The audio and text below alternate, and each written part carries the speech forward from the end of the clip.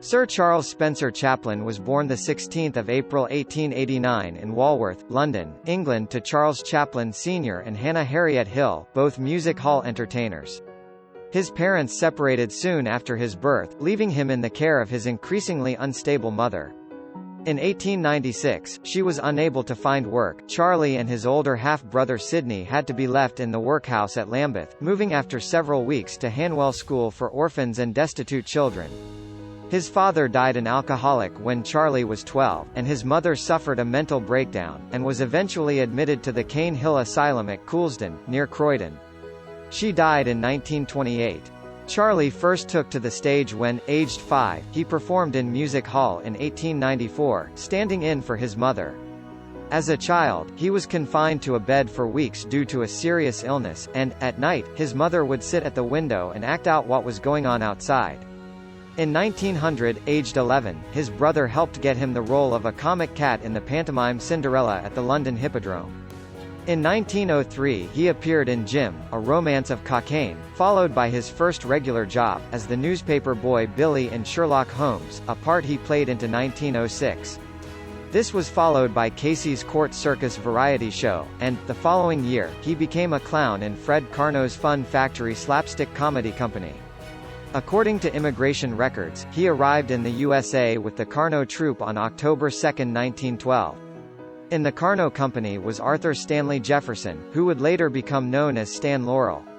Chaplin and Laurel wound up sharing a room in a boarding house. Stan Laurel returned to England but Chaplin remained in the USA. His act was seen by film producer Max Sennett, who hired him for his studio, the Keystone Film Company. While Chaplin initially had difficulty adjusting to the Keystone style of film acting, he soon adapted and flourished in the medium. This was made possible in part by Chaplin developing his signature tramp persona, and by eventually earning directorship and creative control over his films, which enabled him to become Keystone's top star and talent.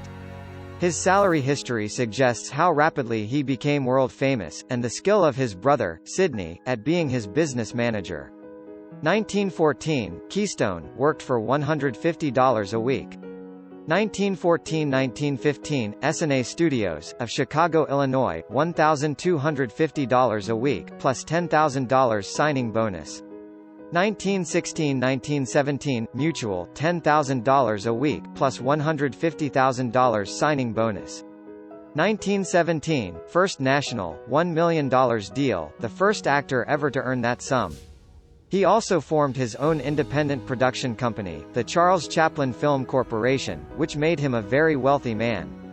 Chaplin built his own Hollywood studio in 1918, and assumed an unparalleled degree of artistic and financial independence over his productions. Using this independence, over the next 35 years he created a remarkable, timeless body of work that remains entertaining and influential. These include comedy shorts, such as A Dog's Life 1918, and Payday 1922, longer films Shoulder Arms 1918, and The Pilgrim 1923, and his great silent feature-length films, The Kid 1921, A Woman of Paris 1923, The Gold Rush 1925, and The Circus 1928. After the arrival of sound films, he made City Lights 1931, and Modern Times 1936, essentially silent films scored with his own music and sound effects.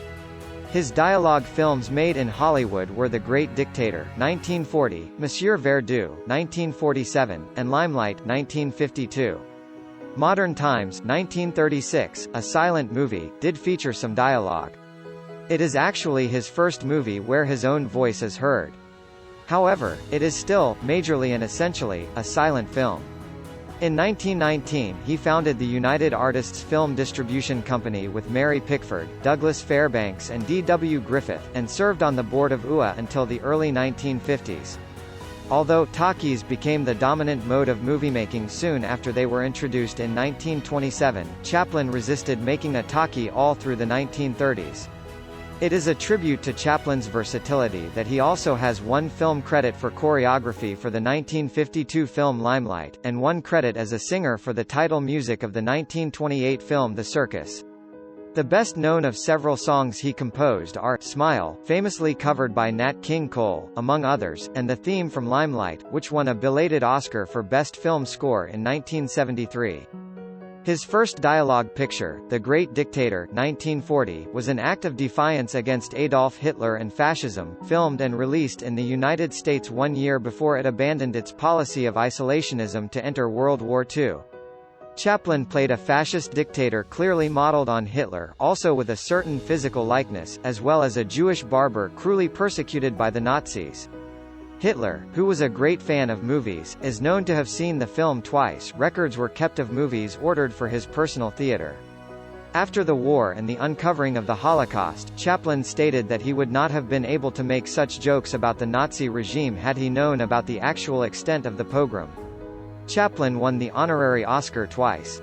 When the first Oscars were awarded on May 16, 1929, the voting audit procedures that now exist had not yet been put into place, and the categories were still very fluid.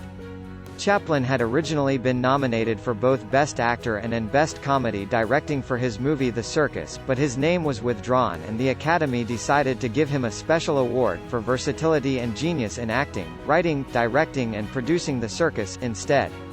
The other film to receive a special award that year was The Jazz Singer. Chaplin's second honorary award came 44 years later in 1972, and was for the incalculable effect he has had in making motion pictures the art form of this century. He came out of his exile and collected his award less than a month before the death of J. Edgar Hoover. Upon receiving the award, Chaplin received the longest-standing ovation in Academy Award history, lasting a full 5 minutes from the delighted, enthralled star-studded studio audience. Chaplin was also nominated without success for Best Picture, Best Actor, and Best Original Screenplay for The Great Dictator, and again for Best Original Screenplay for Monsieur Verdoux, 1947. In 1973, he received an Oscar for the Best Music in an Original Dramatic Score for the 1952 film Limelight, which co-starred Claire Bloom. The film also features a cameo with Buster Keaton, which was the first and last time the two great comedians ever appeared together. Because of Chaplin's difficulties with McCarthyism, the film did not open in Los Angeles when it was first produced. This criterion for nomination was not fulfilled until 1972. His final films were A King in New York 1957 and A Countess from Hong Kong 1967, starring Sophia Loren and Marlon Brando. Chaplin's professional successes were repeatedly overshadowed by his private life, particularly with regard to his politics and his pattern of relationship with young women. On October 23, 1918, the 28-year-old Chaplin married the 16-year-old Mildred Harris. They had one child, Norman Spencer Chaplin, who died in infancy. They divorced in 1920. At 35, he became involved with 16-year-old Lita Gray during preparations for the Gold Rush. They married on November 26, 1924 after she became pregnant. They had two sons, the actors Charles Chaplin Jr. (1925–1968) and Sidney Earl Chaplin. Their extraordinarily bitter divorce in 1928 had Chaplin paying Gray a then record-breaking $825,000 settlement. The stress of the sensational divorce, compounded by a tax dispute, allegedly turned his hair white. The publication of court records, which included many intimate details, led to a campaign against him. Chaplin and actress Paulette Goddard were involved in a romantic and professional relationship between 1932 and 1940, with Goddard living with Chaplin in his Beverly Hills home for most of this time. After the relationship ended, Chaplin made public statements that they had been secretly married in 1936, but in private he claimed they were in fact never officially married. In any case, their common-law marriage ended amicably in 1942, with Goddard being granted a divorce and settlement. Afterwards, Chaplin briefly dated actress Joan Barry, but ended it when she started harassing him and displaying signs of severe mental illness. In May 1943, she filed a paternity suit against him. Blood tests proved Chaplin was not the father, but as blood tests were inadmissible evidence in court, he was ordered to pay $75 a week until the child turned 21. Shortly thereafter, he met Una O'Neill, daughter of Eugene O'Neill, and married her on June 16, 1943. He was 54, she was 17. This marriage was a long and happy one, with 8 children.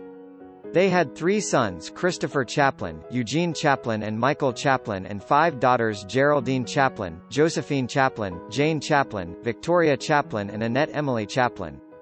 In April 1972, Chaplin returned to America to accept an honorary Academy Award. The presentation is remembered as one of the emotional highlights in all of Academy Award history.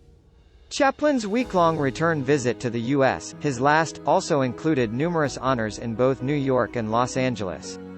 On March 4, 1975, he was knighted as a Knight of the British Empire by Queen Elizabeth II.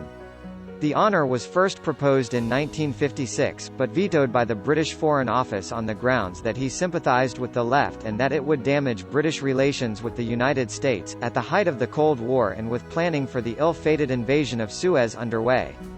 Chaplin died on Christmas Day, 1977 in Vevey, Switzerland, following a stroke, aged 88, and was interred in Corsier-sur-Vevey Cemetery in Corsier-sur-Vevey, Vaud. On 1 March 1978, his body was stolen in an attempt to extort money from his family.